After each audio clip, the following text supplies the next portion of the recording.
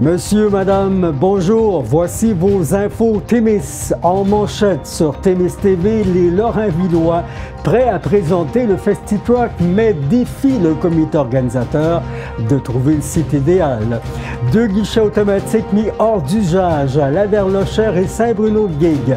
Et au sport, en équilibre en milieu du classement de la puissante division Nord, les Pirates de Ville-Marie imposent le respect à l'adversaire en maintenant une fiche de 500. Et bien d'autres sujets. Merci d'être à l'écoute.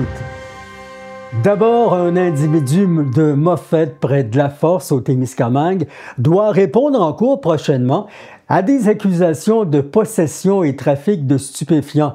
L'homme de 55 ans a été interpellé vers 9 h le 5 novembre après qu'un témoin qui le croyait inconscient au volant de son véhicule sur la rue Gamble à Rouyn-Noranda ait appelé la police.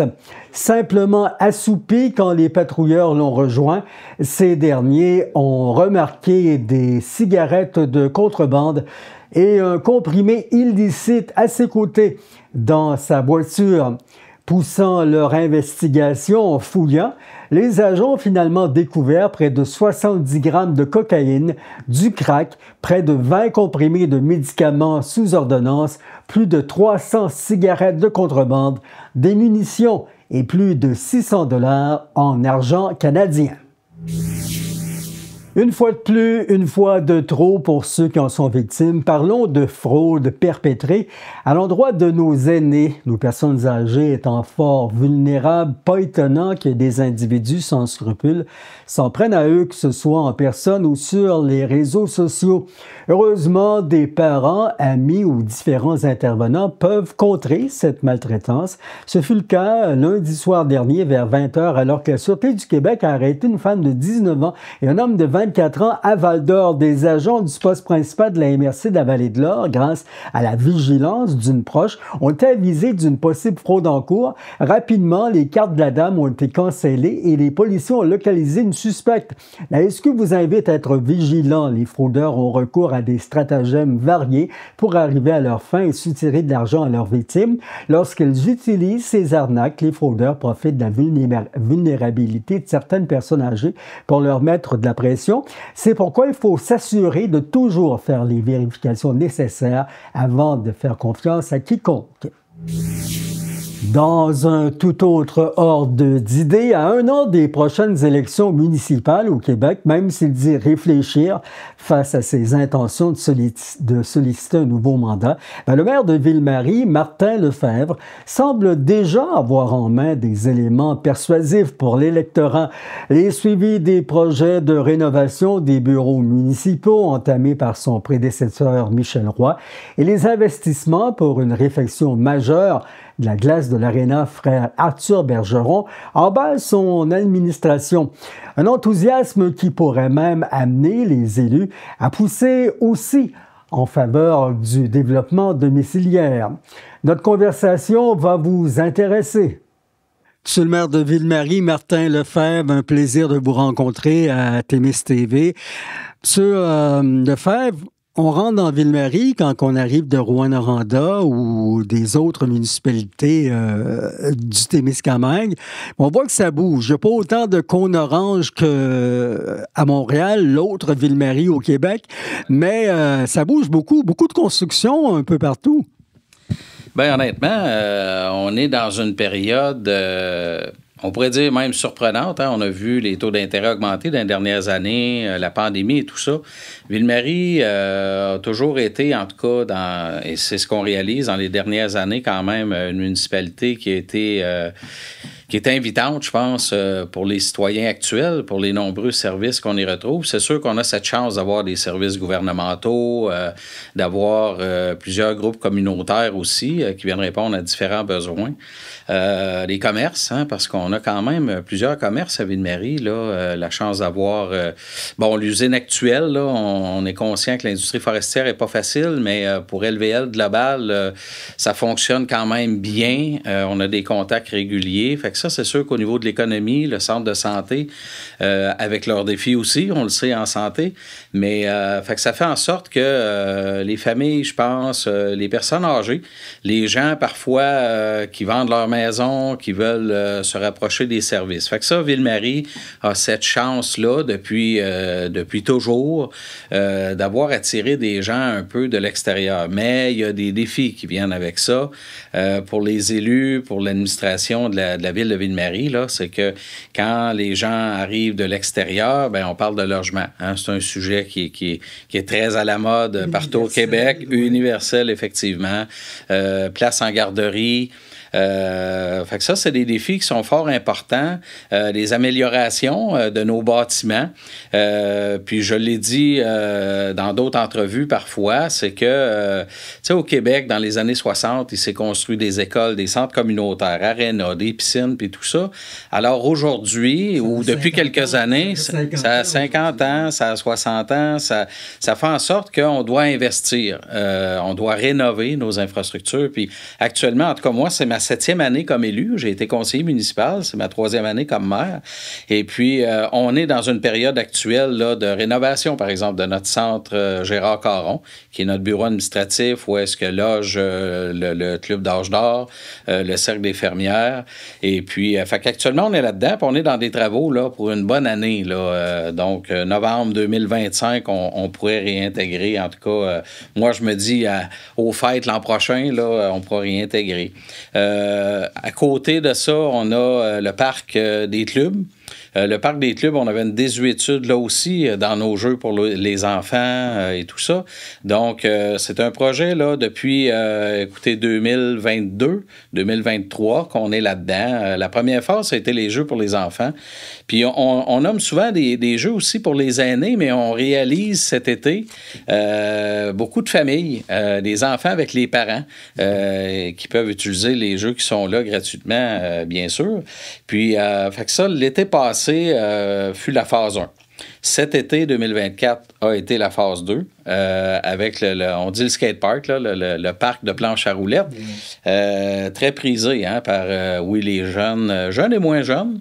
C'est pas juste des est-ce qu'on vous a vu en planche à roulettes, non? Non, ça, j'ai pas osé encore. Là, et ça n'a jamais été une priorité pour moi, là, mais je sais que je devrais quand même aller les essayer. Oui. Et puis on voit là, que c'est très... les familles s'y retrouvent. Bon, l'école est débutée quand même depuis septembre, là, mais dès que l'école se termine, les fins de semaine, ça bouge beaucoup. Ce qui nous reste à regarder, et habituellement, on est dans nos budgets, comme dans toutes les municipalités, hein, quand arrive octobre, novembre, décembre, c'est les budgets pour l'année prochaine. Phase 3, phase 4 du Parc des clubs, parce que on avait fait une étude avec notre direction, notre directrice des loisirs depuis le 2019. Qu'est-ce qu'on va avoir pour répondre aux besoins de notre population? Et puis, là, il y a le questionnement du terrain de balle. Ce qu'il faut quand même savoir aussi, c'est que ce qui est dans les planches et qui est un projet intermunicipal, c'est le fameux complexe des eaux profondes. C'est une piscine qu'on voudrait tant avoir parce que j'ai fait partie de la décision de fermer la piscine actuelle qu'on avait. Puis ça fait 4 ans là, que la piscine est fermée. C'est un besoin criant pour le secteur centre du Témiscamingue. Ça va être dans l'actualité parce qu'il y a un AGA bientôt. Là, fait qu'on devrait avoir plus de nouvelles. Effectivement, puis mais c'est tout le temps le financement, le nerf de la guerre. Hein? Puis écoutez, il y avait 300 millions dans l'enveloppe québécoise, puis il y avait pour de mémoire 2,7 milliards de demandes. Et ça vient justement dire que au Québec, nos infrastructures sont désuètes, ont besoin d'amour. Puis je pense que nos gouvernements ont besoin de supporter le milieu municipal, le milieu scolaire pour que nos infrastructures là, reprennent vie. Ouais. Parce que c'est des besoins importants. Là. Parce que les élus, quelle que soit la Ville-Marie comme les municipalités environnantes, vous travaillez fort pour garder votre monde. Alors, faut leur donner des éléments pour vouloir rester. Ben oui, puis on a entendu parler souvent d'immigration, mais on le voit de plus en plus dans nos municipalités, puis avec raison, et on est content de ça, qui viennent répondre à différents besoins d'entreprises. On a souvent parlé de la santé, mais c'est beaucoup plus que ça. On a besoin de soudeurs au Témiscamingue, on a besoin de mécaniciens, on a besoin de travailleurs sociaux et tout ça. Alors, quand arrivent les immigrants, la première chose auquel ils doivent faire face, c'est le logement. Mais à côté du logement, à côté de leur travail, les loisirs, ces gens-là qui arrivent de d'autres pays, ça ne veut pas dire qu'ils jouent tous au hockey, hein? Ça, c'est notre sport national, là. Mais il faut y penser à ça. Ça aussi, c'est des investissements à réfléchir ensemble. Ça vous prendre des terrains de soccer, parce que les gens qui arrivent de l'extérieur, c'est en majorité des joueurs de soccer. Oui. Mais il faut surtout, puis ça, c'est un élément tellement important pour Ville-Marie et les municipalités voisines, il faut travailler en collaboration avec les milieux voisins, avec les municipalités voisines, justement pour pas qu'on ait tous à réaliser des terrains de soccer, qu'on ait tous à se construire des nouveaux infrastructures où est-ce qu'on est en compétition. Il faut toujours se rappeler qu'on est, 16 000 de population sur un grand territoire. Donc, faut y penser à ça. Fait que quand on fait des choix stratégiques sur nos investissements en loisirs, on a donc raison d'interpeller nos voisins, s'asseoir ensemble, puis on le fait de plus en plus, puis il faut continuer de le faire. Monsieur Lefebvre, est-ce qu'on est obligé de faire des regroupements pour ça, ou vous pensez qu'il y a moyen de faire des ententes intermunicipales? Bien, la question est bonne, M. Moreau. C'est sûr que, moi, je pense qu'au Témiscamingue, on l'a vu avec Andelier-Leverlochère dans le passé, ça a été vraiment un regroupement municipal, là. Bon, avec les forces et les défis que ça amène, là, et que ça amène encore aujourd'hui, des regroupements de services, au niveau incendie, je pense qu'il y a quand même une réussite qui est là. Là aussi, avec ses forces et ses défis, 9 municipalités présentement au niveau du regroupement incendie, la RISIT, puis des demandes de d'autres municipalités là, qu'on s'attend là, à ce qu'ils veuillent joindre la RISIT. Donc, dans des services, il faut qu'on travaille ensemble. Dans des regroupements municipaux, écoutez, le sujet est pas facile. Moi, dans le fond, ce que je dis, c'est qu'il ne faut pas attendre qu'un milieu soit à terre pour regarder ces choses-là. Ville-Marie, bien qu'on est souvent considéré comme chanceux parce qu'on attire des familles, parce qu'on a beaucoup de services et tout ça, il reste quand même que la facture est énorme quand on doit réinvestir dans notre parc. On va le faire dans l'aréna. Hein. On a eu une subvention pour l'aréna d'1 million, tout près d'1,5 million, mais c'est un projet de 2,5 millions quand même. Donc, l'aréna, utilisé, oui, par des citoyens de Ville-Marie, mais par d'autres ailleurs, comme la municipalité de Guigues aussi, avec leur aréna, qui ont des travaux à faire éventuellement, l'aréna de Notre-Dame-du-Nord, Témiscamingue, qui ont un super centre communautaire, mais quand tu es dans la ville de Témiscamingue, ton défi, c'est de faire fonctionner, de faire vivre ce complexe-là. Donc, Ville-Marie, oui, on a cette chance d'être la ville-centre, mais avec des défis quand même qui sont grands pour améliorer, poursuivre, avoir des services de qualité pour nos citoyens d'ici, puis souvent d'ailleurs aussi, là, quand même. Avez-vous joué au hockey, vous, à l'aréna de Ville-Marie, dans votre plus jeune temps, il n'y a pas longtemps, non? Non. OK, alors vous n'avez pas essayé les bandes qui risquent de se briser avec une bonne mise en échec, là, parce que c'est ça qui arrive à l'aréna. Ça a de l'âge quand même. 70 que ça a été construit? Oui, écoutez, l'aréna, il y a quand même eu des améliorations. Là. Il y a eu des phases de réaliser là, à l'intérieur, à l'extérieur, au niveau de la toiture, fenestration et tout ça. Là, c'est vraiment la partie réfrigération. Là, on est vraiment sur du temps emprunté. Je le dis comme on le pense tous. Tu sais, on a la chance d'avoir les Pirates de Ville-Marie comme équipe junior. Puis ça attire du monde. Puis c'est intéressant. Oui, c'est bon pour nos commerces et tout ça, mais c'est un happening, si je peux utiliser l'expression. C'est un happening vraiment intéressant. Là. Les gens viennent encourager l'équipe locale. Puis, ce que je disais justement aux propriétaires, c'est qu'il y a des joueurs, beaucoup, qui sont maintenant de la région. Quand ça a débuté, cette ligue-là, c'était beaucoup des joueurs de l'extérieur. Bon, il y en a du Témiscamingue un peu, mais il y en a de Rouen, il y en a des villes autres. Donc, ça attire de la famille. Puis ça, c'est vraiment intéressant. Fait que pour l'aréna, on prétend, parce que là, on est dans dans les évaluations de ce projet-là actuellement, là, mais notre souhait, c'est vraiment qu'en 2026, on soit capable de faire les travaux pour le début de saison 2026. Donc, vous voyez, on est en 2024. On ne veut pas de bris du système actuel, bien qu'il est très désuet. Ça fonctionne, mais on a une attention très particulière à y avoir tout au long de ça, là. Ça fonctionne avec des bouts de broche, là. On n'est peut-être pas rendu là, mais quand même, ça demande à nos employés là, d'être imaginatifs, d'être collaborateurs, de répondre rapidement quand il arrive des bris. Puis ça, là-dessus, on est chanceux. On a une belle équipe au niveau des employés aussi pour nous aider, là. C'est un aréna qui sert aux pirates, mais j'imagine les équipes de hockey mineur, le patinage artistique, c'est très utilisé, là. Oui. Le hockey mineur, vous savez, et ça fait longtemps, hein, c'est un regroupement témiscamien maintenant, donc ils utilisent l'aréna de Ville-Marie, de Guigues, de Notre-Dame-du-Nord. Et puis, il faut que ça perdure comme ça, là, effectivement. Un partage, dans le fond, de ces équipes-là. Le patinage artistique, la même chose. Donc, c'est un besoin. C'est une dépense, mais il faut quand même avoir dans notre vocabulaire que les loisirs, bien que ce sont des dépenses majeures, c'est quand même un investissement pour notre milieu, pour permettre à nos familles de demeurer et puis de pouvoir en attirer d'autres aussi, là. Ça, c'est très important. Puis c'est sûr que dans les projets qui s'en viennent, l'usine de déphosphatation, on a attendu d'être vraiment là, à jour au niveau de la meilleure qualité possible de ce qu'on est capable d'installer. Puis normalement, à l'été prochain, l'été 2025, c'est un projet d'à peu près 3 millions.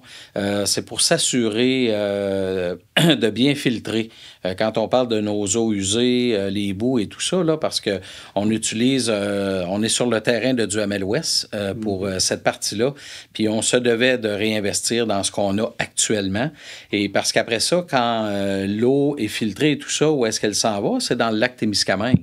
Donc, vous voyez, l'été, la chaleur et tout ça, souvent, on parle d'algues bleues, on parle il y a différentes problématiques qui peuvent arriver. Avec les changements de température là, qu'on connaît sur la planète même, on fait partie de la planète, donc c'est important que l'eau soit bien traitée pour éviter tous les problèmes environnementaux. Bien, c'est clair. Puis vous savez, le lac Témiscamingue, ce n'est pas que Ville-Marie, mais au-delà de notre usine sur laquelle on va investir des sous, on a donné un mandat à l'OBVT, l'organisme bassin versant du Témiscamingue, pour faire un recensement des champs d'épuration, parce qu'il y en a des chalets, des résidences le long de la baie des Pères qui sont pas branchés sur notre réseau. Donc, c'est beau de travailler sur une usine pour nos citoyens secteur centre, mais il faut aussi regarder la qualité de ces infrastructures-là.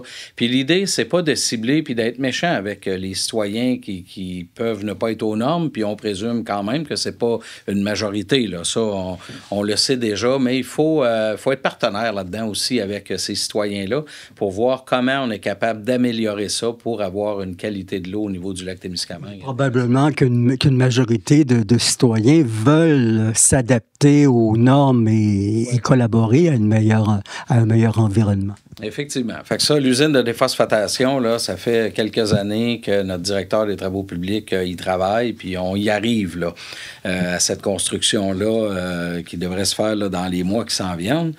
Puis la dernière partie, puis c'est en lien avec notre début d'entrevue, on parle de familles qui viennent s'installer et tout ça. Des terrains actuellement possibles avec service, on en a de moins en moins. Honnêtement, là, dans le multilogement, parce qu'il s'est construit quelques multilogements depuis 2 ans, 3 ans, puis on est bien heureux de ça, mais il y a encore des besoins. Donc, est-ce qu'on parle de logements à coût abordable ou, pas trop élevé? Ouais, actuellement, là, on n'est pas dans du logement abordable. Okay. Puis quand je le dis, c'est pas méchamment contre les entrepreneurs, contre les investisseurs, c'est qu'ils vont avec les coûts actuels. Hein. Vous savez, quand on parle d'avoir au niveau de la construction, parce que c'est réglementé au Québec, donc n'importe qui peut pas décider de se bâtir un 6 logements, un 12 logements, par exemple, et dire, je vais le faire à mesure, je vais le faire moi-même. C'est pas comme ça que ça fonctionne. Donc, avec la réglementation, pour avoir quand même des bâtiments qui respectent les normes en électricité, électricité, en plomberie, avoir des ouvriers certifiés. Donc, les coûts sont là. Les coûts de matériaux, ça avait élevé beaucoup avec la pandémie.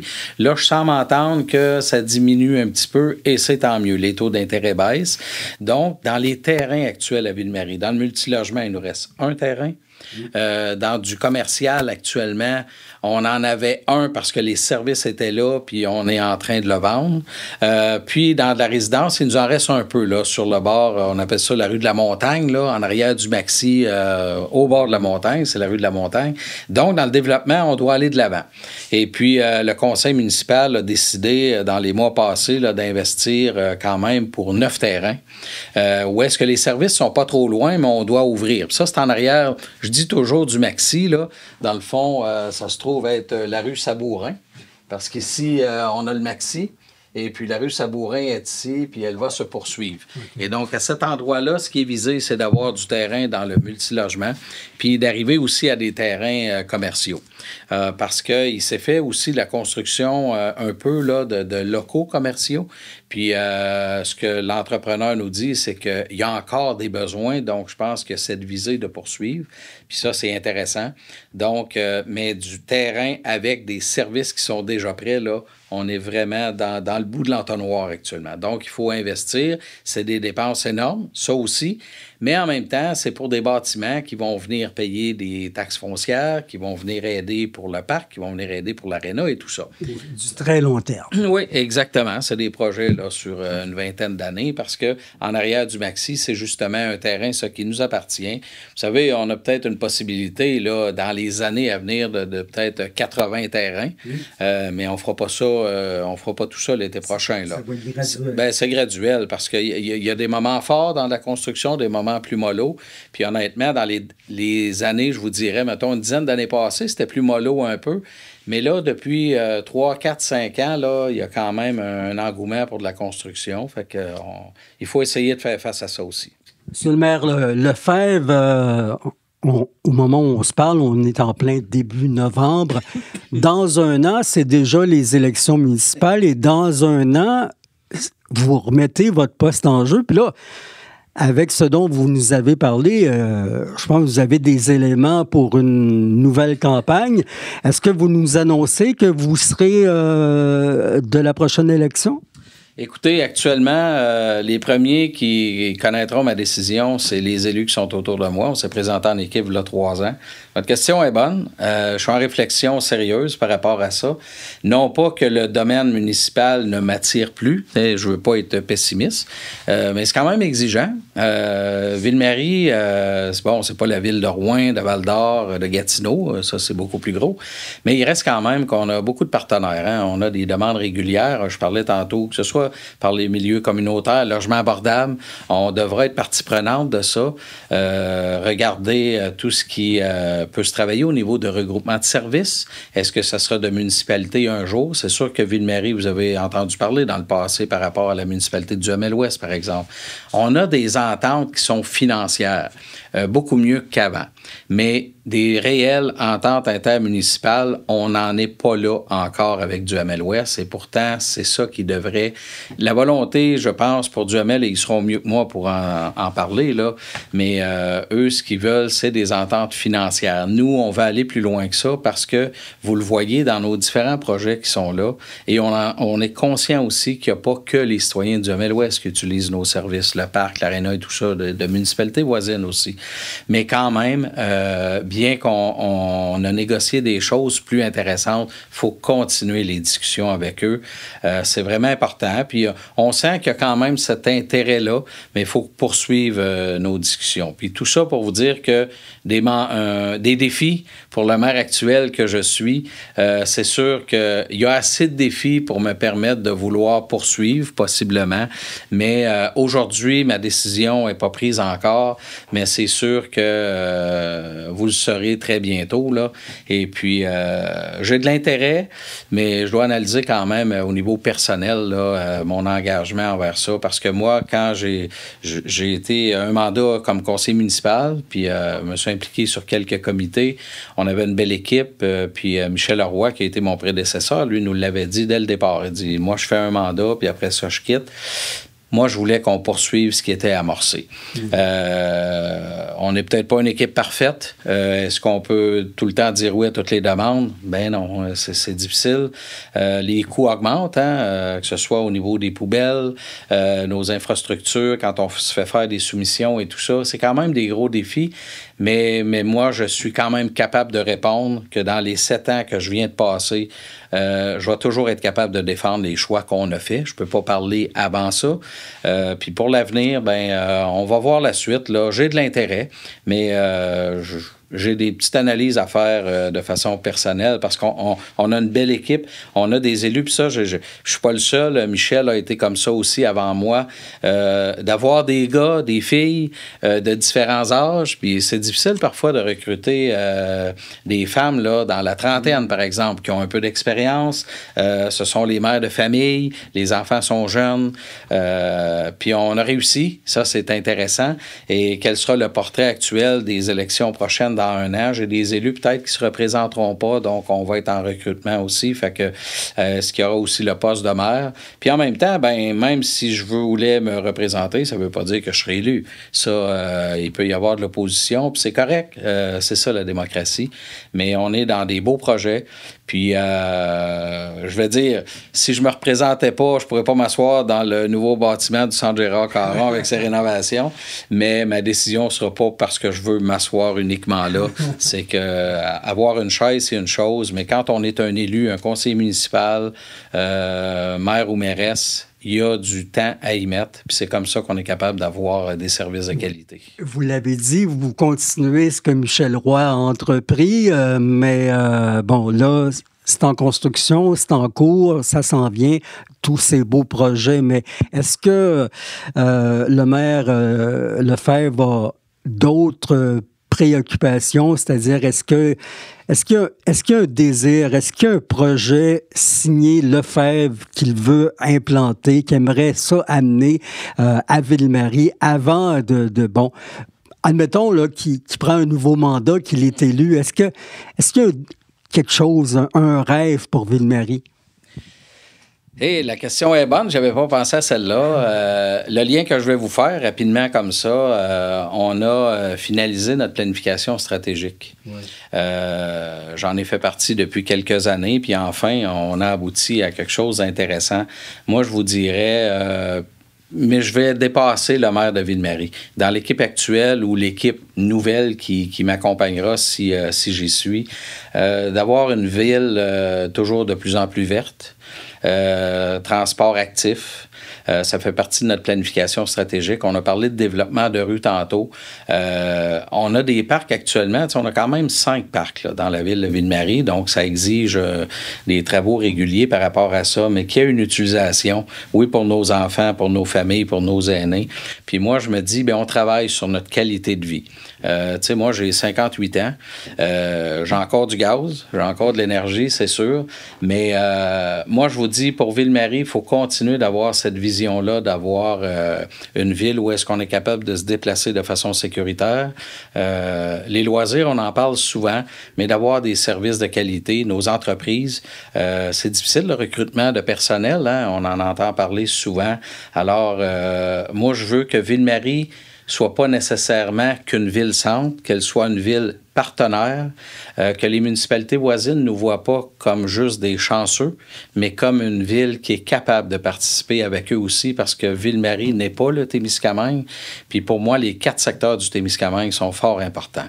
Vous savez, même si les gens de l'Est témiscamien, secteur nord, utilisent parfois nos services, moi, tout ce que je souhaite, c'est aussi que les citoyens de Ville-Marie et des municipalités voisinantes utilisent le parc au Pimican, aillent à Récréo des 15, aillent dans les sentiers de l'Est témiscamien.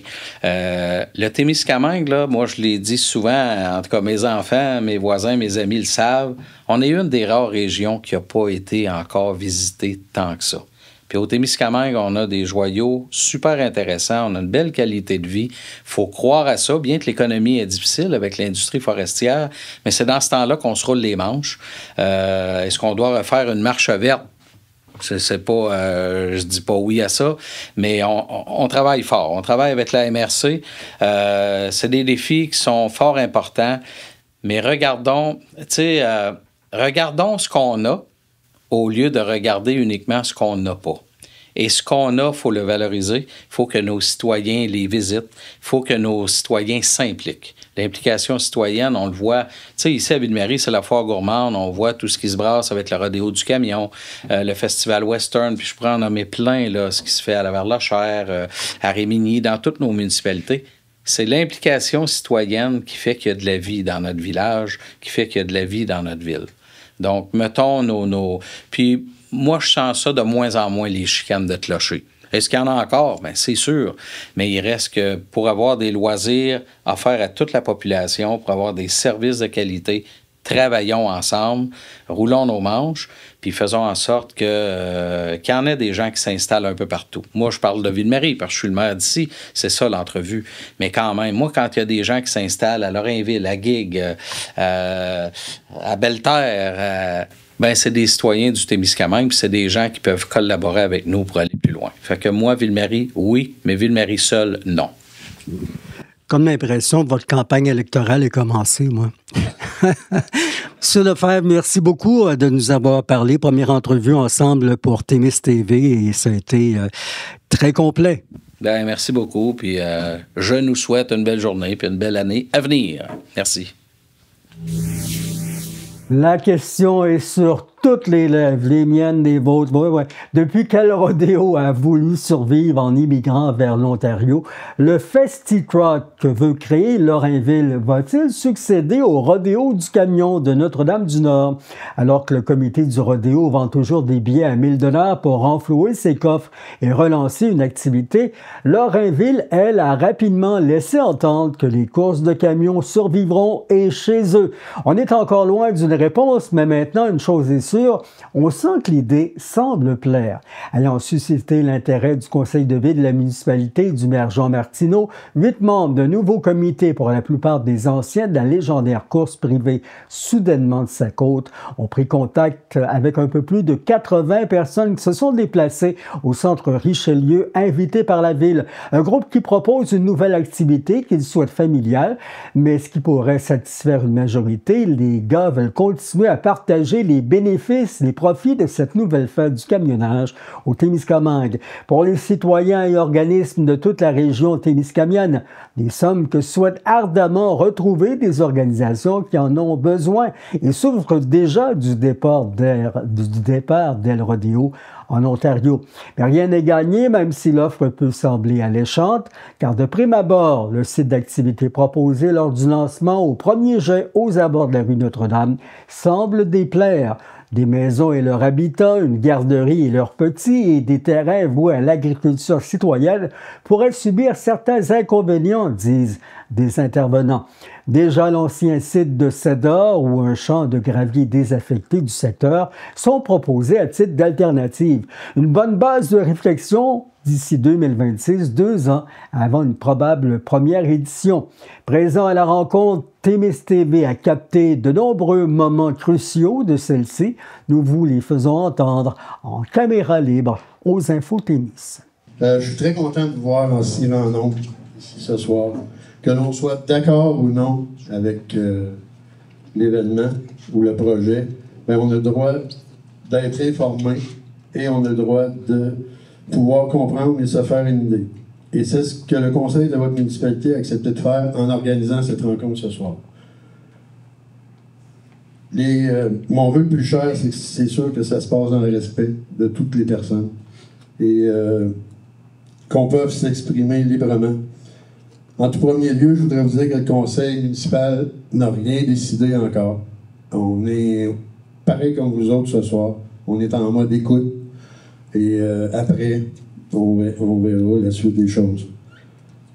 La seule chose qu'on a fait, c'est qu'au début, quand on a appris la nouvelle, ben, on s'est dit, on a peut-être de quoi faire là, pour garder cet événement en région. C'est tout. On n'a rien de décidé d'autre. Merci beaucoup. Puis pourquoi qu'on est ici aujourd'hui, tout le comité? Comme Jean l'a dit, à un moment donné, à Notre-Dame-du-Nord, ils ont annoncé qu'ils quittaient la région, que le festival allait quitter la région pour s'installer ailleurs, pour toutes sortes de raisons. Puis là, il y a des gens qui ont levé la main, comme la municipalité, pour dire « Oh, il faut faire quelque chose pour garder ça ici. » Et beaucoup de gens autour de la table et d'autres qui ne sont pas présents. Ils ont fait la même affaire. Ils ont dit, il faut se réunir, il faut faire quelque chose, il faut sauver ce festival-là pour les retombées économiques pour la municipalité, les municipalités, le comté et les organismes communautaires qui bénéficient d'un festival comme ça au fil du temps. C'est comme ça que ça nous a amené. On était beaucoup plus que ça au début, à se rencontrer, puis là, on a fait un petit comité provisoire pour commencer quelque chose, pour informer la population, pour répondre à l'invitation de Lorrainville qui voulait offrir un terrain. Vous voyez là la première maquette là, de ce qui est offert comme installation. Le comité, c'est un comité provisoire, il n'y a rien de fait encore. Ce qu'on veut faire, c'est former un OBNL, un organisme sans but non lucratif. C'est pas un promoteur privé qui organise le festival, c'est vraiment pour organiser des retombées économiques pour les organismes communautaires, pour les municipalités, pour le comté. C'est comme ça qu'on veut orienter ça. La date retenue qu'on a choisie, c'est la 3e fin de semaine du mois d'août. Vous avez entendu dernièrement que la foire gourmande s'installait le premier week-end, qui est un grand week-end en Ontario, qui pour eux est parfait. Ils ciblent le nord-est ontarien puis le Québec. De notre côté, on s'en va la 3e fin de semaine d'août. On veut faire un festival familial, local, qui va réunir des gens que tout le monde connaît, qui est ici. On veut vraiment s'orienter vers la famille. Comme le village de Lorrainville est connu pour ça, c'est le même style d'événement qu'on veut faire. Puis oui, il va y avoir des camions dans ça. C'est ce qui nous passionne tout le monde ici autour de la table. Fait qu'on fait un festival qui implique des camions. C'est comme la clientèle visée, c'est vraiment la clientèle locale, régionale. S'il y a des gens parmi vous qui ont été assistés à d'autres festivals de camions, on parle souvent du festival de Barrault. C'est un peu le modèle qu'on a en tête. Le festival de Barrault, c'est vraiment un festival régional, local. C'est des gens de l'Abitibi. On est capable de faire la même chose au Témiscamingue. Le Témiscamingue, il y en a des camions. À Lorrainville, il y en a des camions. Tout est transporté au Témiscamingue, que ça parte des matières agricoles, des matières premières, le bois. Tout le monde est impliqué dans le camionnage. Si vous allez un peu loin, pas trop loin dans votre famille, vous allez trouver quelqu'un qui est impliqué dans le transport. Comme camionneur, comme propriétaire, comme mécanicien, comme propriétaire de flotte de camions. Vous avez une belle entreprise ici à Lorrainville, les barrettes. On les voit à la sortie du village. Le show and shine est commencé déjà de leur côté. C'est pour ça qu'on a répondu à l'invitation de Lorrainville, qu'on s'est assis une gang de gars ensemble pour voir y a un moyen de faire quelque chose. Oui, de gars. Les filles sont invitées, il n'y a pas de problème. Mais pour le moment, c'est des gars qui se sont présentés. Fait que ça, c'est le comité, puis vers quoi on s'enligne. Là, vous avez la maquette du site. C'est pas à l'échelle, là. Tenez-en pas rigueur. On voulait présenter parce que personne ne l'avait vu, même les conseillers, là, c'était pas connu. Fait que pour vous situer, c'est la route qui s'en va à Béarn, la rue Notre-Dame, le petit poste de Télébec, de garage municipal. Fait que ce terrain-là servirait pour les courses. L'autre bord de la rue, l'école, le show and shine, parce qu'on veut ramener un show and shine dans l'événement, ce qui se faisait plus à Notre-Dame-du-Nord. On veut ramener ça là. Avec une zone familiale qu'on peut se servir ici pour avoir des activités pour les enfants, pour la famille. On veut que la famille vienne assister à cet événement-là. Au niveau du site de course, c'est sûr qu'il y a de l'aménagement à faire. C'est un terrain vacant, si on veut dire. Il n'y a pas d'aménagement de fait là. Ce qu'on projette de faire, c'est d'installer tous les spectateurs du côté gauche de la piste, en montant, entre la rue et la piste. Les camionneurs, les courseurs, ceux qui vont s'amuser dans le côte vont être installés de ce côté-ci, du côté des résidents. La piste monte là, vire en bas, tu redescends. Puis ici, ça va servir à installer des camions là, qui compétitionnent. On clôture tout le tour des terrains pour s'assurer qu'il n'y ait pas de voisinage qui déborde de ce côté-là. En installant les spectateurs de ce côté-là, il n'y aura pas de va-et-vient vers l'autre côté de la piste. Le côté droit de la piste va vraiment être réservé pour les coureurs, strictement. Au niveau du quartier qui est là, les rues, là, excusez-moi, Belle-Humeur, Boudin, Bordelot, puis la rue de la Vallée qui longe tout ça, on se projette de barrer la rue de la Vallée jusqu'à la rue Bernèche, qui est la dernière au bout. afin de limiter l'accès à monsieur tout le monde là, qui pourrait avoir le goût de passer par les rues pour aller s'installer dans le terrain. On bloque ça, c'est accessible aux résidents et leurs invités. Comme ça limite la circulation dans ce quartier-là, qui est proche de l'événement comme tel. Le camping, pour accueillir les gens, s'en irait du côté de la pépinière, c'est comme ça qu'on appelle la pépinière, un peu plus haut, là. Il y a déjà du déboisage, du déboisement qui a été fait. Fait que les gens vont pouvoir aller s'installer là pour le camping. Fait que ça, c'est au niveau du site. C'est quelque chose de permanent que le comité veut bâtir, la piste. Vu qu'on est sur un terrain, on n'est pas sur la MTQ, on n'est pas dans une rue de la ville, on peut bâtir une piste qui pourra rester là et servir à d'autres événements comme le carnaval ou la Saint-Jean-Baptiste pour d'autres activités. Pour ça, vous voyez le petit dessin en haut, là, de boîte de savon, ça peut être la descente en traîneau à Noël, toutes sortes d'événements comme ça. Là. La piste doit être là, elle pourra servir à ça. Le but de ce site-là, nous, on veut organiser des courses qui seront non fédérées. Il y a une fédération des courses de camions lourds du Québec qui tiennent des événements un peu partout là, dans la province de Québec. Puis il y a des points rattachés à ça pour les gens, les compétiteurs, ceux qui gagnent les courses. Puis à la fin, il y a des bourses de remis. Nous, on ne veut pas se fédérer. On veut s'occuper nous-mêmes de nos courses. La fin de semaine choisie, il y a déjà des courses à Baie-du-Fèvre, dans la région de Trois-Rivières. Eux, c'est une course fédérée. On croit que les coureurs du sud de la province vont aller plus là pour accumuler des points. Ce qui, de notre côté, fait notre affaire. On veut vraiment faire des courses avec les gens locaux. Il y a des courses, c'est du A, du B, du C. Le C étant la classe de stock. On veut donner une grande importance au niveau de la classe C. On veut que les gens de la place, les gens locaux, puissent courir. On veut que le gars, que ça lui tente, vendredi soir, de laver son truck, puis venir courir, puis montrer à papa, maman, mon oncle, ma tante, qui est capable de faire des courses, mais qui puisse le faire. C'est pour ça qu'on veut pas se fédérer, on veut s'occuper de ça nous autres mêmes, nous-mêmes décider de qui on va pouvoir faire courir, puis sous quel format. Fait que comme ça, on pense qu'on devrait garder l'événement plus local. Moi, je suis un coureur depuis 35 ans, c'est pour ça les cheveux gris, c'est toutes les courses. Guillaume aussi a fait des courses aux côtés de moi. On s'est promené un peu partout là, dans le Québec, en Ontario, même aux États-Unis. Je sais qu'il y en a plusieurs d'entre vous que vous voyez les courses de camions comme ce qui se passait à Notre-Dame-du-Nord, une foire, beaucoup de monde de toutes sortes. C'est pas comme ça. L'événement de Notre-Dame-du-Nord, c'est une exception dans tous ces festivals-là. Tous les autres festivals que tu vas, il y a du monde, oui, c'est sûr, ça attire du monde, c'est pour ça qu'il y a de l'argent et qu'il y a des retombées économiques. Mais c'est sécuritaire, il n'y a pas de problème. Les courses ont lieu dans le jour, le soir, il y a des spectacles. Ici, la salle de spectacle, on est dedans. C'est sûr que ça va servir pour faire un spectacle le soir, le vendredi soir, samedi soir, c'est un moyen de financement, ça aussi. Ailleurs, ça se fait, dans le calme, dans le respect.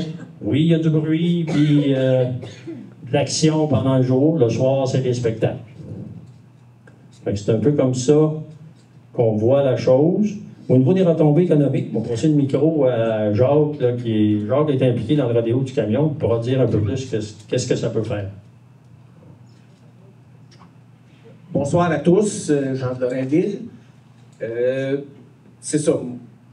Pour mon implication au rodéo du camion, pratiquement pendant toutes les années de rodéo du camion, mais plus intensif pour 12 années, dont 3 à la présidence. En 2011, quand il y a eu un problème financier, on va le dire à ce temps parce que ça a été dévoilé, mais il y a eu du vol. Beaucoup d'argent ont disparu durant 2-3 années, jusqu'au point de l'année 2011, qu'elle soit déficitaire de 35 000 $.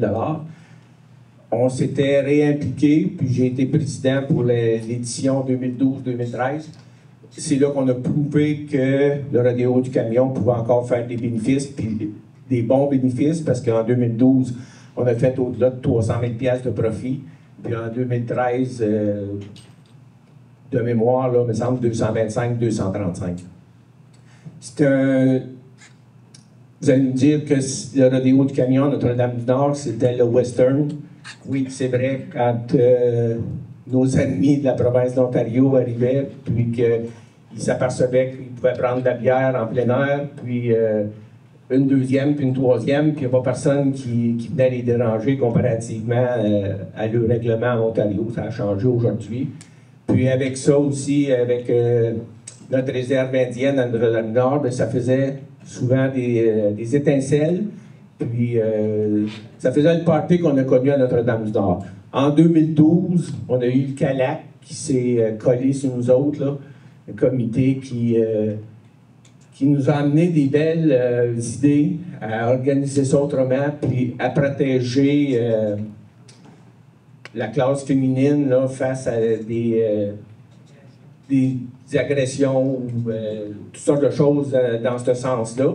Ça l'a beaucoup aidé parce que après ça, on a vu que ça s'était calmé. Puis si vous vous rappelez, à l'époque de ces années-là, ben, c'était les T-shirts là, qui revolaient, puis on avait des spectacles en côte.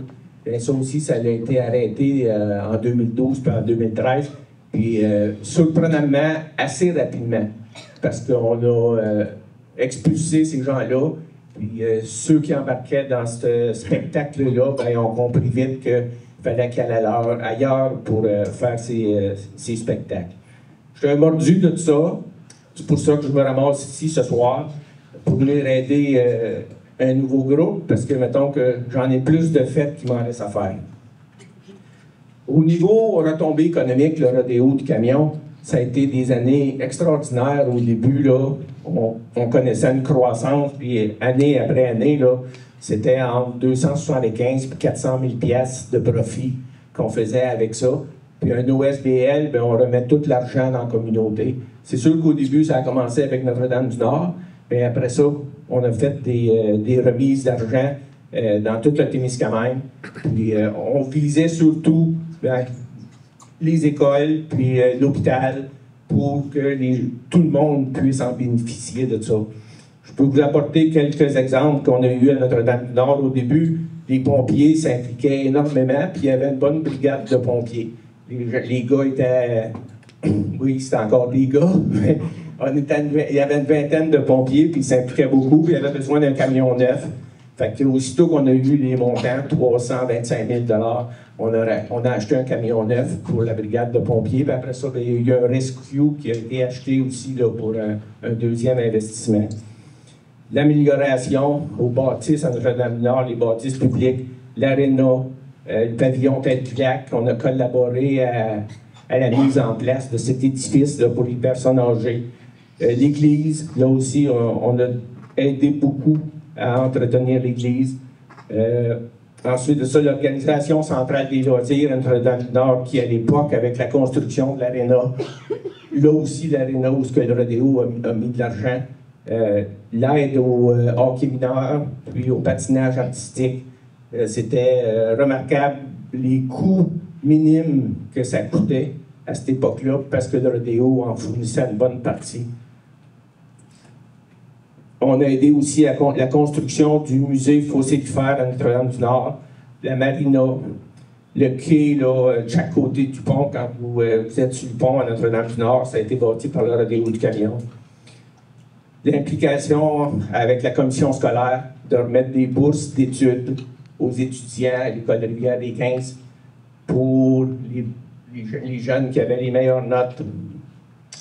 On a aussi participé à l'hôpital pour au-delà de 60 000 $ d'achat d'équipement à l'hôpital de Ville-Marie.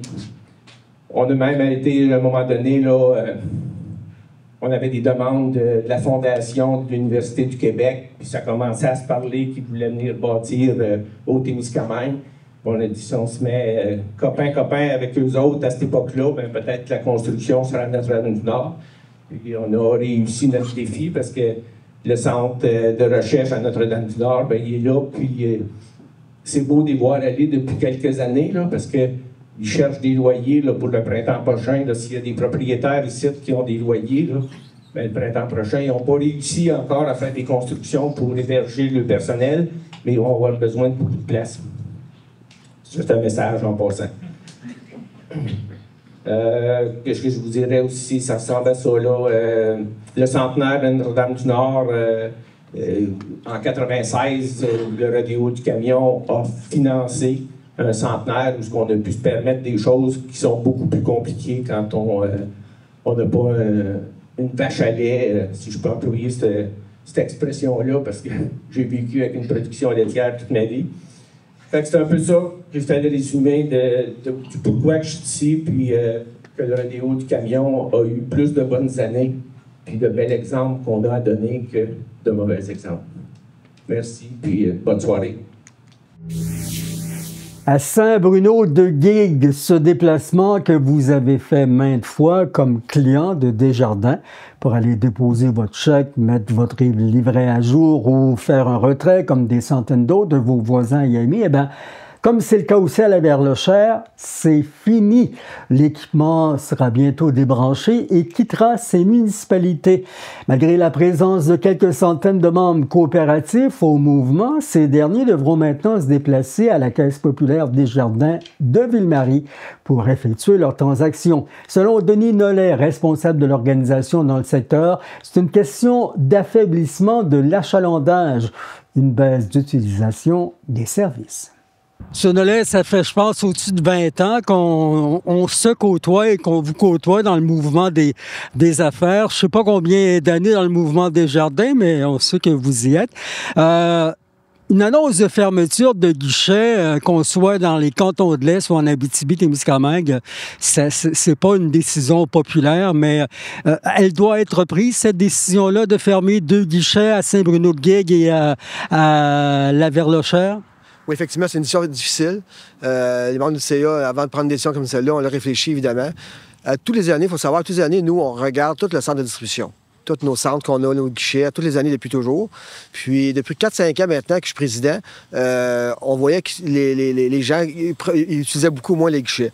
Mais là, on est rendu à la fermeture parce qu'effectivement, il y a vraiment peu ou très peu d'achalandage. Et ce qui est bon à savoir, c'est que tous ces clients-là, nous, on a la liste des clients qui sont fréquents, nos auditeurs fréquents, sont rencontrés déjà. On a déjà un plan d'action pour eux. Donc, je peux vous dire, à date d'aujourd'hui, ces gens-là sont déjà rencontrés et sont satisfaits de l'approche de Desjardins. Un plan d'action, ça veut-tu dire un accompagnement pour ceux qui ont... Expliquez-moi, c'est quoi? Exactement, c'est du cas par cas. Donc, chaque personne qui utilise les guichets à Verlochère, Anglier et à Guigues, on les a rencontrés. C'est pas moi, personnellement, évidemment, c'est les gens de la caisse. Puis, chacun a besoin. Il y avait chacun a besoin. Donc, il y a besoin d'accompagnement pour se diriger physiquement à notre caisse. Bien, il y a des choses qui ont été prises en main par les gens de la caisse. Mais... j'imagine que c'est pas les élus qui ont été rencontrés parce qu'il y en a qui expriment du mécontentement. Les élus ont été rencontrés en premier, avant tout le monde. Oui, c'est ce qu'on a fait, nous, dans notre plan d'action. Première chose qu'on a faite, on a rencontré la MRC, les maires de Laval-Lachère et Guigues, puis celui de ces deux-là, effectivement. Puis on a expliqué la raison de pourquoi on a fait ça. Puis je pense que c'est bien passé. Évidemment, on est tous déçus, nous aussi. C'est pas parce que c'est pas de gaieté de cœur qu'on ferme les guichets, là, mais à un moment donné, les gens ne consomment pas le produit. C'est la réalité d'aujourd'hui. Oui. Le produit, M. Nollet, ça fait assez longtemps qu'on vous connaît et je pense qu'on n'a pas besoin de se cacher des questions et des réponses.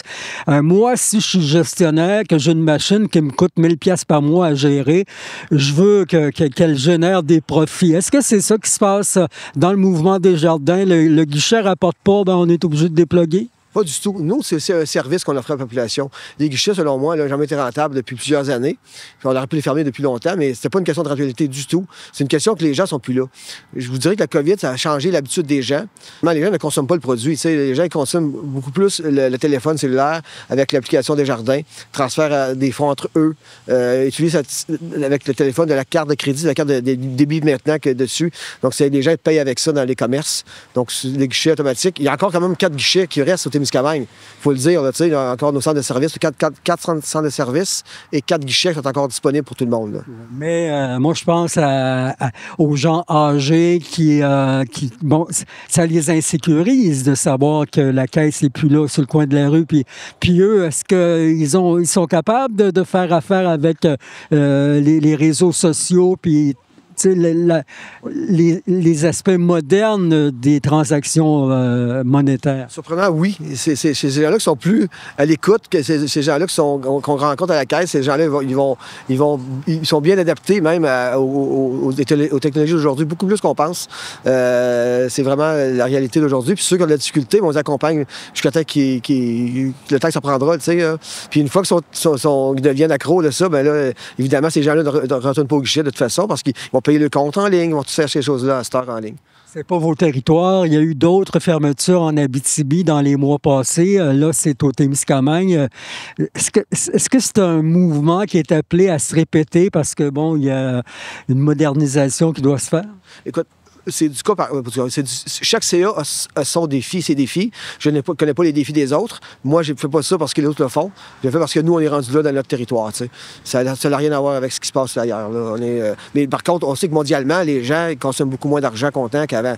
Ça, c'est fait. Mais après ça, les décisions sont prises par le conseil d'administration. Puis chez nous, on est 11 sous le conseil d'administration. C'est des gens du Témiscamingue pour les gens du Témiscamingue. Donc, évidemment, le service, on en veut le plus possible. Mais à un moment donné, si les gens ne consomment plus le produit, bien, la décision... il faut la prendre aussi. Ça prend du courage, mais on le fait. Là. Mon chien puis mon chat n'aiment pas ça, mais nous, on aime de plus en plus les puces. Oui, c'est peut-être une expression qu'on peut utiliser. Sonalin, merci. Merci. Bye-bye. Parlons maintenant littérature et santé par le fait même, parce qu'on peut les placer ensemble. Alléger la chimio en écrivant, c'est ce qu'a fait Chantal Rochelot en publiant, en luttant pour la rémission de 2 cancers, un livre pour enfants. La Béarnoise d'origine dans la soixantaine et en rémission nous raconte son récit quelques jours après le lancement de ses écrits intitulés « Bienvenue à la ferme de Rosa et Sylva », l'histoire d'une famille de 16 enfants. Chantal Rochelot, qu'est-ce qui a amené, est-ce que tu croyais un jour écrire un livre pour enfants? Est-ce que c'était dans tes intentions de faire ça? Pas du tout, j'ai jamais pensé d'écrire. Ça m'est venu comme ça en des traitements de chimiothérapie il y a quelques années. Je me suis levée un matin, puis j'ai dit à mon chum, je pense que je vais écrire un livre. J'ai pris un papier et un crayon, puis j'ai commencé à écrire, puis les idées sont venues de fil en aiguille. Je savais pas trop qu'est-ce que c'était pour donner, puis finalement, ça donne un livre pour enfants. Est-ce que c'est la maladie qui a été une source d'inspiration? Je ne sais pas si ça serait arrivé quand même dans ma vie, mais c'est sûr que le fait d'être arrêté. Puis vous avez travaillé en monde de l'éducation, en même temps, il y avait des gens autour de vous qui ont déjà écrit, j'imagine. Oui, moi j'ai enseigné le français dans ma carrière. Okay. Fait que j'ai souvent présenté des livres à mes étudiants pour qu'ils lisent, puis je leur disais de lire des choses qui les intéressaient. Puis s'ils pouvaient lire des auteurs de la région, c'était encore mieux. Ils se sentaient plus concernés. Puis un jour, c'est moi qui en écris un, fait que ça dépasse mes aspirations. Ça vous a accompagné, vous dites que ça vous a accompagné pendant des traitements de chimiothérapie. Oui, j'ai écrit ça entre des traitements. Ça a été long, vos traitements, là? Mais c'était un 6 mois. Okay. Et ça fait quelques années. Ça fait quelques années. Je pense que vous avez combattu le cancer. Ça fait combien de temps que... Ça fait 8 ans. J'avais eu un premier cancer. Ensuite, c'est revenu en dedans de 2 ans. Il a fallu que je refasse de la chimiothérapie. Ça a été dur de remonter la 2e fois. Et là, vous êtes en rémission? Oui. Oui. Puis ça se passe bien? Oui. Ouais, même si des fois l'énergie c'est ça. est difficile, les gens qui combattent le cancer le savent. Donc ça vous a accompagné entre les traitements. Ça a été un bon soutien? Est-ce que ça vous a inspiré? Comme je te disais tantôt, c'est vraiment une inspiration qui m'est venue. Puis je ne me suis pas posé de questions. Je me suis dit, il faut que j'écrive. Sûrement que ça allait aider à me concentrer sur autre chose que de la maladie. Puis ça m'a donné peut-être un but. Une énergie plus positive? Oui, c'est ça. Ouais. Oui, parce que je me suis concentrée en écrivant ça sur des souvenirs d'enfance. Fait que c'était quelque chose de beau. C'est quoi l'histoire de Bienvenue à la ferme de Rosa et Sylva? C'est une affaire de famille, ça se peut-tu? Oui. Donc, ça parle de mon enfance. Moi, je viens d'une famille de 16 enfants. Je suis la 15e d'une famille de 16. On a vécu sur une ferme toute mon enfance, moi jusqu'à 18 ans. Fait que ça parle là, de notre travail sur la ferme, de l'énergie qui était présente en famille. Puis, à l'époque où les familles de 16, c'était-tu dans la normalité, ça? Dans notre coin de pays, à Béarn, il y avait plusieurs grosses familles. Mm-hmm. Les gens s'aimaient beaucoup. Donc, à Béarn, des familles de 16, c'était... Il y en avait quelques-unes, oui. Ouais. Ça n'existe plus aujourd'hui. On serait plus capable. Parce qu'on aurait les mois. Moi, je pense à une famille de 16, ça coûte cher à mourir. Oui, mais tu vas voir dans mon livre comment est-ce que on avait notre viande sur la ferme, on avait des poules, donc on avait le poulet, on avait des œufs. Donc puis l'été, on avait plein de jardins, fait qu'il nous manquait plus grand-chose pour se nourrir. Chantal, c'est une façon de montrer aux jeunes d'aujourd'hui comment c'était à l'époque. C'est une façon de les plonger dans... Oui, je l'ai fait lire à des enfants de mes neveux et mes nièces. Puis c'est ça qu'ils nous disaient, ça nous fait, même mes enfants, mes propres enfants, ça nous fait connaître c'était quoi la vie sur une ferme. Ça les amène à se questionner. Ou des prises de conscience, comment ça se passait dans ce temps-là, puis comment ça se passe aujourd'hui. Puis un temps qui ne reviendra jamais pareil. Ça ne sera jamais la même chose. Ou est-ce que tu y crois, toi, que ça puisse revenir comme dans ce temps-là? Mais je parle beaucoup de valeurs aussi là-dedans. Je pense qu'on a développé des belles valeurs en famille, puis près de la nature aussi, avec la nature qui nous réénergise. Mais je pense aussi qu'on vient de vivre une pandémie. Ça peut... Les gens, je pense, se sont beaucoup questionnés. Puis les gens ont changé des choses dans leur vie. Puis en tout cas, c'est une réflexion sur qu'est-ce qu'on peut changer pour être plus heureux. Puis développer des belles valeurs. Ça nous a ramené à l'essentiel. La COVID oui. à nous regarder le nombril un oui. peu plus. Hein? Faire attention à nous un peu plus. Puis ton livre, c'est ce qu'il veut faire aussi, amener une rétrospection. Ben, je serais ravie de savoir que ça fait ça chez les gens, mais je pense que ça peut faire ça. Même, je pense que ça peut donner de l'espoir aux gens qui vivent des cancers, puis il y a toutes sortes de problématiques de nos jours, puis en tout cas, moi, je pense que ça peut aider des gens à vivre, à mieux vivre. Vous invitez des jeunes à voir qu'est-ce qui arrivait dans le temps, comme on dit, comme disent les vieux dans le temps. Nous autres, on n'est pas encore vieux, on ne dit pas ça dans le temps, là. Mais ça nous amène à regarder ce qui se passait à l'époque. Et pour les personnes qui ont notre âge un peu plus, qui veulent se rappeler des souvenirs, bienvenue à la ferme de Rosa et Sylva, de toute façon. Puis Rosa et Sylva, c'est le nom de mes parents. Ah. Donc c'est un hommage aussi à mes parents indirectement. Qui sont décédés. Qui sont plus, mais vous avez pensé à eux pendant que vous écriviez. C'est sûr. Pensez à tout le monde. Là. Ben, en tout cas... Dans la famille de 16, là, il reste encore beaucoup de... On est 14. Vous êtes encore 14? Oui. OK. Et les 14 ont-tu lu le livre? Presque tous, mais pas encore tous. Et puis la critique était bonne? Oui. Ah. On m'a dit que c'était un beau clin d'œil à la famille. La plus vieille m'a dit qu'elle était émerveillée que j'ai écrit un livre. Mais moi, ce dont je suis fière, c'est d'avoir écrit ça malade, puis en remontant la pente tranquillement, de m'être rendue. Puis j'ai été dérangée par la pandémie aussi, parce que tout était arrêté. Fait que j'ai repris ça en main après la pandémie, tranquillement, pas vite, me trouvant un administrateur. Puis j'ai pensé à un de mes neveux qui est directeur ici des arts visuels à l'université, qui est prof.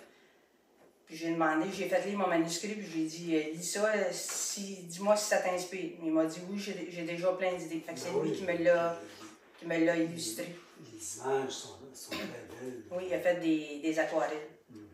Excellent. Ça vaut la peine de regarder ça. Chantal Rocheco, merci de nous l'avoir écrit. On va s'inspirer pour retourner dans le passé, mais aussi pour regarder peut-être ce qu'on pourrait changer pour que l'avenir il ressemble un peu, que ce soit un peu meilleur. Ou se centrer sur les bonnes choses. Ça nous ramène à l'essentiel, je pense.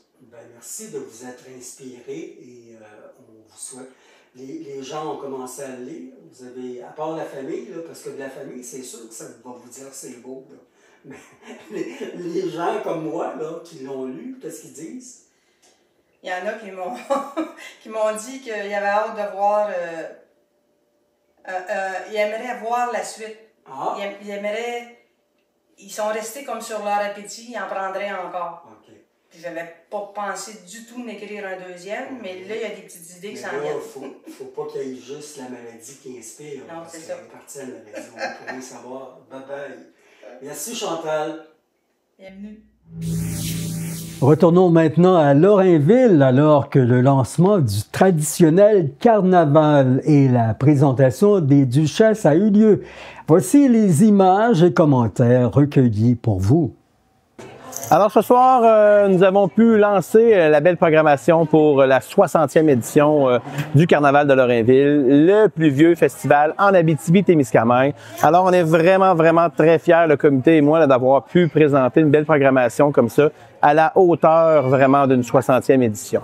On s'attend à beaucoup de choses, on a beaucoup de spectacles, de belles activités extérieures, des retrouvailles aussi pour nos anciennes reines, duchesses, présidents, membres du comité, ambassadeurs. Nous avons une soirée qui va être vraiment dédiée aux spectacles régionaux qui sera offerte gratuitement. Et ensuite, bien sûr, pour les activités extérieures, nous avons la chance cette année d'avoir la compétition d'hommes forts, là, plus de 12 hommes forts qui seront là, qui se livreront une compétition et qui seront enregistrés, là, filmés et diffusés sur la chaîne télé RDS. Alors, on est vraiment contents. 2 épisodes de 30 minutes où on pourra avoir la chance de montrer notre beau carnaval et notre beau Témiscamingue sur les ondes du national comme ça. Alors, vraiment très heureux. Et pour ce qui est des spectacles pour notre souper, on a la chance d'avoir Brigitte Boisjoli, Bring Back 68, hommage à Elvis Presley. Un super spectacle qui a été lancé là, au Festival Western de Saint-Tite. Alors, ça promet. Et bien sûr, on a aussi Alter Ego, un groupe avec une grande formation, plusieurs chanteurs, danseurs, changement de costume. Vraiment, on a de quoi vous tenir vraiment là, occupé toute cette belle soirée-là. Bien sûr, couronnement de la Reine des Reines. On vous a présenté ce soir les capsules que les gens auront la chance de voir sur les réseaux sociaux. On voit chacune des reines qui représentent des organismes, qui représentent des entreprises. Fait qu'on a vraiment une belle occasion d'encourager le carnaval et d'encourager ces filles-là qui se livreront une bataille pour être élues la Reine des Reines. Et aussi, on a le dimanche 16 février qui va être dédié vraiment à, comme dans le bon vieux temps, les tournois, les joutes de cartes, les petites étoiles du carnaval, plusieurs choses là, qui sont de retour comme ça. Le brunch, bien sûr, la messe du bonhomme.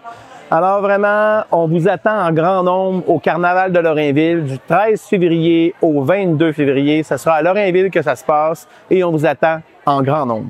L'édition 2025 du Carnaval de Lorrainville, c'est l'occasion de souligner 60 ans.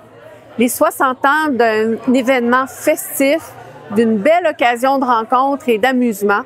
60 ans, c'est le plus vieux festival, non seulement au Témiscamingue, mais également en Abitibi-Témiscamingue. 60 ans de bonheur à partager avec toute la population. On vous attend au Carnaval de Lorrainville. Rappelez-vous que 60 ans dans la vie d'un carnaval, c'est la capacité d'une organisation à se renouveler, à être attentive à ses citoyens et à offrir des activités qui remplissent le cœur et l'âme de ces citoyens-là. Alors, on espère que vous serez de la partie. On sera là, nous. Et la MRC, cette année, est particulièrement heureuse de contribuer au Carnaval de Lorrainville parce que pour les 60 ans, on va faire la promotion des activités d'hiver par le biais des émissions qui seront diffusées au réseau des sports, à RDS, sur la visite des hommes forts, les compétitions des hommes forts. Alors, dans ce contexte, on est très heureux d'y contribuer, de promouvoir le Témiscamingue, mais également de participer à une activité qui, depuis 60 ans, rallie les gens de toutes les générations pour un plaisir d'hiver qui est toujours renouvelé. Merci au Carnaval de Lorrainville, soyez des nôtres. Bienvenue à Lorrainville. Hey, le monde, 60 ans de carnaval. C'est... Écoutez, quand ça a commencé, j'avais 3 ans. Ça dit mon âge un peu. Moi, je suis plus 40 ans que je suis ici à Lorrainville. J'ai participé à beaucoup de carnavals. J'ai été dans la tête du bonhomme, comme je disais tantôt, à la salle. J'ai participé à toutes les activités. Mais qu'est-ce que j'aime du carnaval? C'est la proximité des gens. C'est le lien des familles quand on vient, on retrouve du monde. Je me rappelle des belles batailles là, au tir au poignet entre la famille Champagne et la famille Roy. Les spectacles de Régent Elvis Paquin, c'était inoubliable. On avait du plaisir en fou. Puis, de faire partie d'un peu de cette aventure en tant que maire, je suis ébloui. C'est dur d'exprimer ce que je ressens parce que je suis fier d'être Lorrainvillois, puis je suis bien content d'être le maire de cette municipalité en ce moment.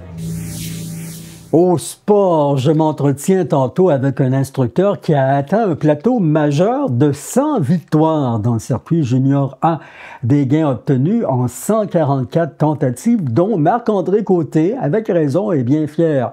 Auparavant, le développement de notre coin de la région passe aussi par l'activité physique et en Abitibi-Témiscamingue, l'escalade, une discipline fort populaire avec 3 plateaux intérieurs dans Haute-Anqueville, pourrait obtenir un nouveau site. Reste aux grimpeurs témiscamiens à s'exprimer sur le sujet et à répondre au sondage mis en ligne par le club d'escalade Le Rappel du Nord et son représentant au Témis, Frédéric Patoine, à qui nous parlons pour vous. Le Témiscamingue veut sa paroi d'escalade et on a l'intention de tout faire pour l'obtenir? Oui, absolument. On est super bien équipés en parois naturelles, comme ici à la Grotte, à Duhamel-Ouest. On a des super beaux sites extérieurs depuis 10 ans qui s'est développé au Témiscamingue. Mais là, on est rendu à une autre étape. On aimerait ça avoir un mur intérieur pour prolonger la saison, entre autres. Mais aussi pour... dans le fond, c'est plus facilement accessible pour les nouveaux grimpeurs. C'est moins intimidant que l'escalade extérieure. Donc, c'est vraiment... On est rendu là. On a mis l'annonce quand vous avez évidemment envoyé le communiqué de presse et déjà avec l'annonce sur notre page Facebook Télé-Témis, les réactions sont bonnes. Donc, c'est positif pour vous? Oui, on pense que oui, on pense qu'il y a de l'intérêt. L'escalade, c'est un sport qui est nouvellement aux Olympiques. Puis ça connaît une croissance. Là, depuis 10 ans, on voit une grande croissance du sport partout au Québec. Aussi en région, dans le fond, là, le club, on gère actuellement des murs à Rouyn-Noranda, Val-d'Or, Amos, des murs intérieurs. Puis au Témiscamingue, on offre des initiations à l'extérieur. Fait qu'on voit vraiment une croissance depuis plusieurs années. Donc, je pense que ça serait vraiment bénéfique. Là. Les murs sont pleins. On n'a qu'à voir même le week-end. Les jeunes et moins jeunes font de l'escalade intérieure et extérieure pour ceux qui n'ont pas peur des plateaux rocheux qui sont nombreux, évidemment, dans la région aussi.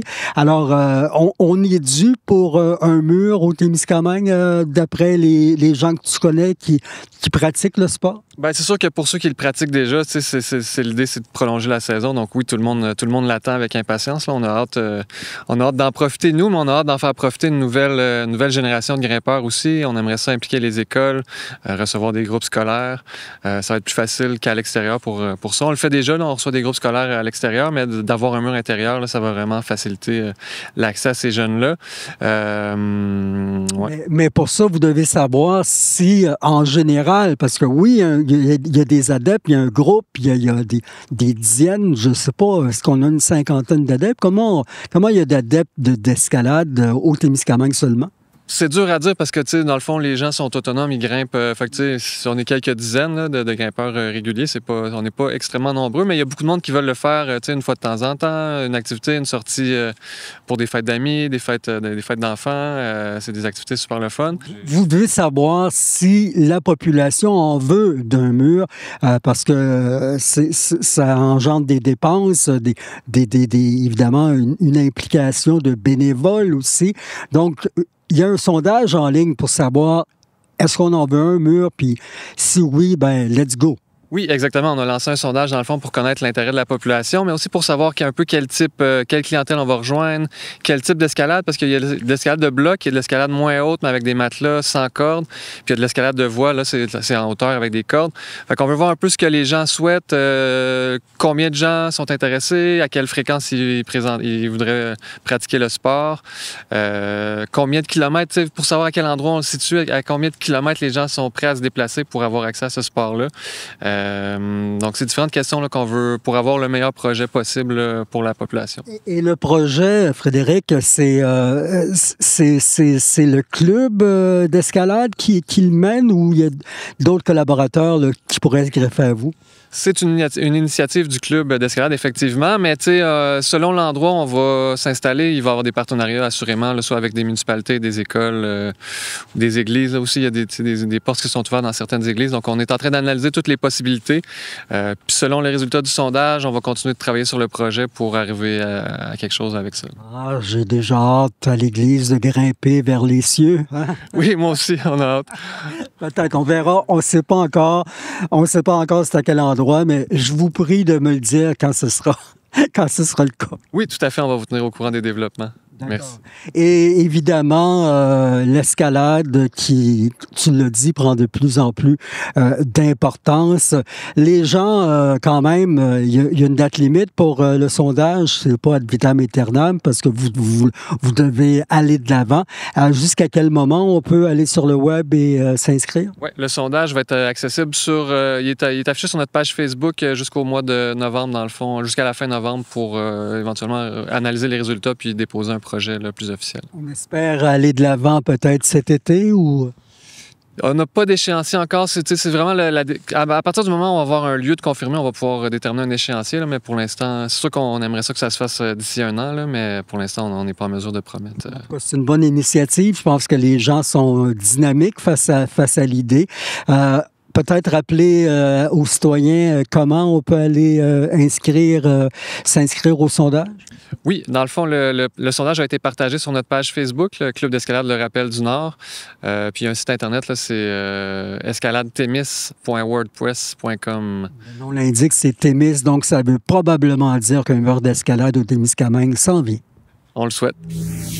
Au hockey de la Grande Ligue majeure, la Great Major Hockey League, en milieu de peloton, ils tiennent tout de même tête aux meilleures équipes de leur division. Et ça augure bien pour la suite.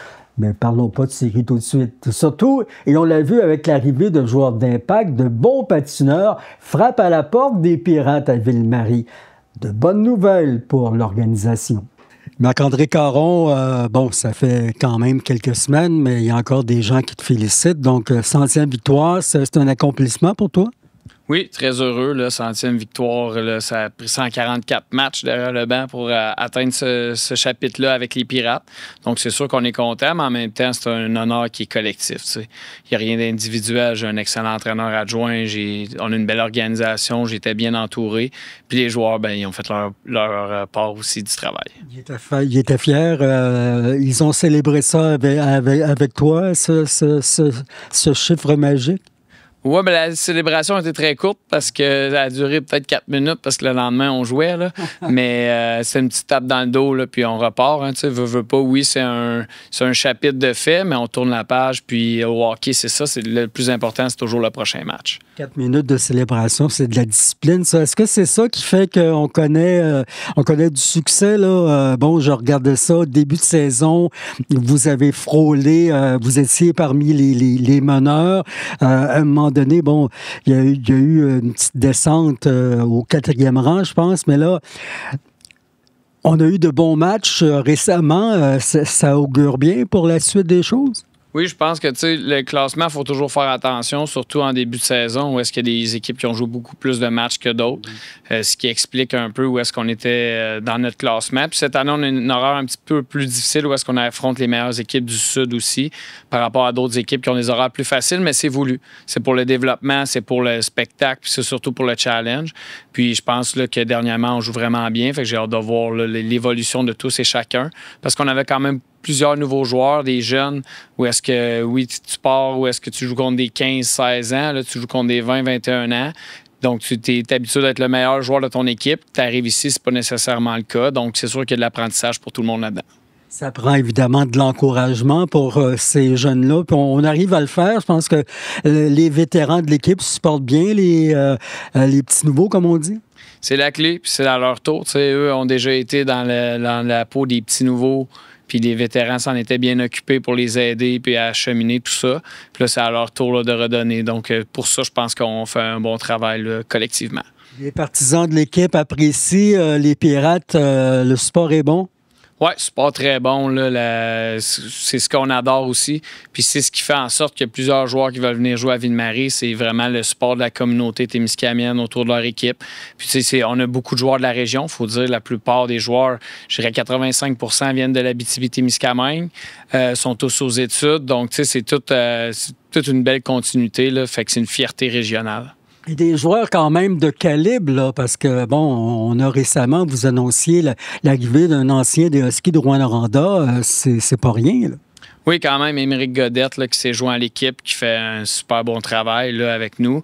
Puis, tu sais, les bons joueurs attirent les bons joueurs. Comme on dit, il y avait Danick Latour qui s'était joint plus tôt à nous durant l'été. L'année passée, Michael Hébert, puis tout ça. Fait que, tu sais, c'est sûr qu'il y a des joueurs où est-ce qu'ils ont fait des parcours différents, puis finalement, ils veulent venir terminer ça à Ville-Marie. Puis, dans certains cas, ben, comme Michael Hébert, lui, est parti au niveau européen. Là. Cette année, on a 4 joueurs des Pirates qui sont partis jouer en Europe. Donc, tu sais, c'est bien. Tu dis que tu dois pas faire un mauvais travail. Les Pirates sont devenus une bonne école quand même. Oui, mais rien n'est individuel. Tout est collectif. Oui, je fais ma part du travail, mais mon adjoint Nicolas Antonoff fait la sienne. Les propriétaires sont super aussi. Tout le monde est dépendant un peu de tout le monde là-dedans. Puis les joueurs, c'est la même chose. Donc, je pense que c'est vraiment un tout. Quand on voit des joueurs de calibre arriver, on se pose la question, est-ce qu'on est en train de se pacter un club pour les séries? Bien, c'est toujours la même chose. Hein? Il y a toujours une évolution dans le plan de la saison. Donc, je n'irai pas plus loin dans mes prédictions que ça, mais présentement, le focus, c'est d'être la meilleure équipe possible au printemps. Ça, c'est avec le développement de nos jeunes. Puis, bien sûr, il y a des surprises qui peuvent toujours arriver. Tu as parlé des équipes du Sud, plus dures à affronter, mais c'est quand même un défi que vous êtes capable de relever parce qu'on a eu du succès. Donc, ce défi-là est à relever, mais il y a quand même les équipes de milieu de peloton et de bas de peloton qui, eux aussi, espèrent grimper et puis causer des surprises. Exact. Tout le monde veut se préparer pour causer des surprises, mais j'ai vraiment aimé notre comme balise d'évaluation d'affronter justement North York, qui est une équipe qui perd quasiment jamais. Puis là, c'est la semaine passée, l'autre semaine, on a réussi à les vaincre, tout ça, surtout à Ville-Marie. Donc, tu sais, c'est bien de montrer, regarde, on est là, mais il y a des choses à faire pour développer une constance, puis surtout, là, collectivement, là, d'être meilleur. Ben oui, parlant de choses à faire, qu'est-ce qu'on doit améliorer chez les Pirates, là? Si on veut, même si vous ne voulez pas parler de série tout de suite, je l'ai senti, mais qu'est-ce qui reste à améliorer? C'est vraiment la constance dans ce qu'on fait. Il y a des choses, il y a des soirs qu'on fait des belles choses, puis une facette qui est bien travaillée. Puis le lendemain, on l'a mis de côté. Donc, c'est vraiment d'aller chercher de la maturité dans notre jeu. Puis c'est sûr de garder la même intensité là, à chaque match. On est confiant pour le reste de la saison?